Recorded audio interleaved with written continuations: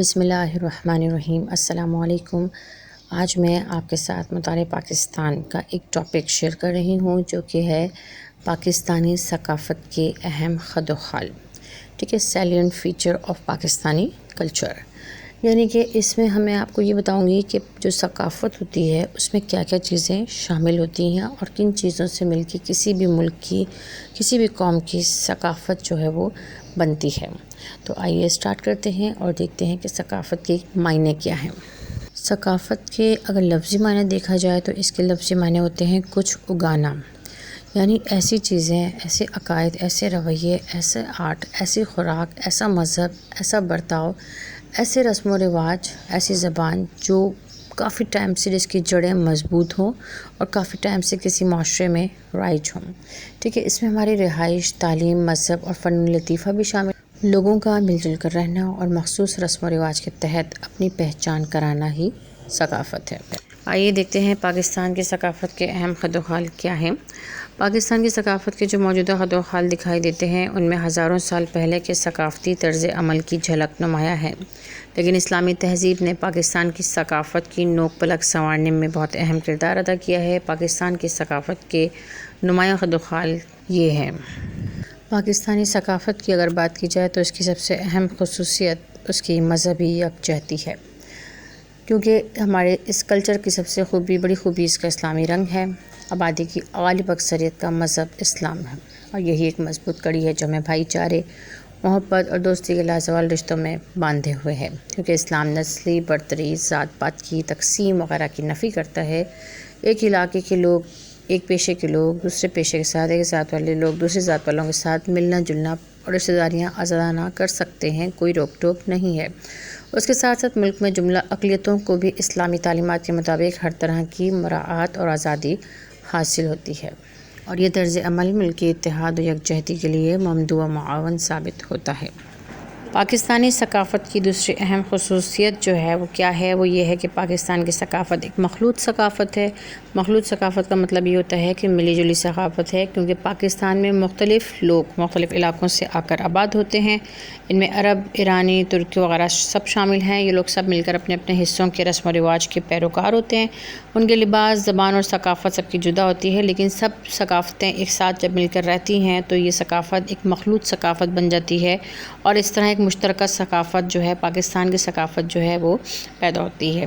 اس کے بعد جناب تیسرا پوائنٹ ہے وہ یہ ہے کہ مردوں عورتوں کا مقام، حیثیت اور مرتبہ، یعنی کہ اسلام نے مردوں عورتوں کا کیا مقام، کیا حیثیت اور کیا مرتبہ رکھا ہے۔ پاکستانی ثقافت میں مرد کو منفرد مرتبہ حاصل ہوتا ہے، ٹھیک ہے، منفرد مرتبہ حاصل ہوتا ہے، خاندان کا سربراہ ہوتا ہے، اس کو برتری فوقیت حاصل ہوتی ہے، گھر کے تمام امور عورت کی ذمہ داری ہے اور باہر کے تمام کام مرد کی ذمہ داری ہے۔ گھریلو یعنی بچوں کی نگہداشت، بچوں کو کما کے دینا، بچوں کی پرورش، تعلیم، تربیت، یہ سب آدمی کی ذمہ داری ہے، مرد کی ذمہ داری ہے، لیکن عورت کو بھی خاندان کا ایک اہم جزو تصور کیا جاتا ہے جو چار دیواری کے اندر خاندانی معاملات کو چلاتی ہے۔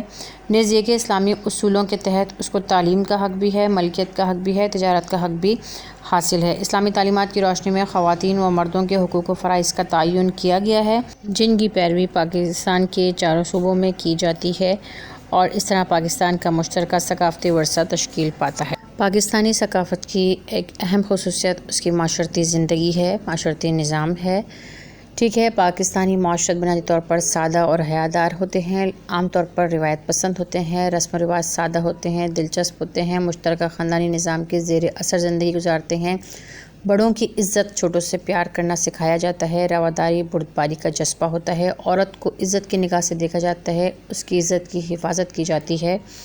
گھر زیادہ تر ایسے بنائے جاتے ہیں کہ وہ باپردہ ہوں، زیادہ تر آبادی دیہات میں رہتی ہے، لوگ کھیتی باڑی کرتے ہیں، مویشی پالتے ہیں، شہروں میں لوگ نوکر پیشہ اور تاجر ہوتے ہیں، شادی بیاہ بھی روایتی انداز میں ہوتے ہیں۔ مجموعی طور پر پاکستانی معاشرت روایت پسند ہونے کے ساتھ ساتھ وقتی تقاضوں سے بھی ہم آہنگ رہتی ہے، اور اس طرح معاشرتی ترقی کا عمل بھی ساتھ ساتھ جاری رہتا ہے۔ پاکستانی ثقافت کا ایک اہم جز اس کا لباس بھی ہے۔ پاکستان کا قومی لباس نہایت سادہ باوقار ہے۔ مرد شلوار قمیض یا کرتا شیروانی اور ٹوپی یا پگڑی پہنتے ہیں، عورت کے لیے شلوار قمیض اور دوپٹہ عام لباس ہے۔ علاوہ ازیں ہر علاقے کا اپنا الگ لباس ہے جو بعض علاقوں میں نہایت خوش رنگ، باروب اور باوقار ہونے کے ساتھ ساتھ پہننے والے کے اعلیٰ ذوق کا بھی ضامن ہے۔ علاقائی لباسوں میں شلوار قمیض، تہبند، پگڑی اور ٹوپی بڑی حد تک مشترک ہے۔ کڑھائی والا لباس بھی مقبول ہے۔ صرف علاقے کے لباس کی کاٹ چھانٹ رنگ ڈیزائن مخصوص ہوتے ہیں، مگر تمام تر لباس حیادار اور پردے کے تقاضوں کے عین مطابق ہوتے ہیں۔ اس کے بعد جناب کسی بھی ثقافت میں خوراک کو بھی ایک اہم مقام حاصل ہوتا ہے۔ پاکستان میں عام لوگوں کی روزمرہ کی خوراک سادہ ہے۔ گندم کی روٹی، چاول وغیرہ کے ساتھ گوشت، دال، سبزیاں وغیرہ استعمال کرتے ہیں۔ پینے کے لیے بھینس کا دودھ، چھاچھ، قہوہ، سادہ پانی استعمال کیا جاتا ہے۔ ہاں، شادی بیاہ اور دعوتوں میں پرتکلف کھانوں کا انتظام کیا جاتا ہے۔ ٹھیک ہے، کچھ علاقے جو ہیں وہاں پہ بعض غذائیں دوسرے علاقوں کی نسبت زیادہ مقبول ہیں۔ مثال کے طور پر خیبر پختونخوا چونکہ سرد ہے، وہاں کا لوگ جو ہے گوشت کا استعمال زیادہ کرتے ہیں۔ سندھ اور پنجاب میں دودھ، دہی، گھی وغیرہ کی چیزیں زیادہ پسند کی جاتی ہیں۔ بلوچستان میں دمبے کا گوشت، پھل اور خشک میوہ ہر دل عزیز ہے۔ پاکستان کے ثقافتی مظاہر کی بات کی جائے تو دستکاریاں بھی ایک اہم مقام رکھتی ہیں۔ پاکستان کے تمام علاقوں میں دستکاری کا اعلیٰ معیاری کام نسل در نسل سے ہو رہا ہے۔ یہ دستکاریاں عام طور پر خواتین اپنے گھروں میں کرتی ہیں۔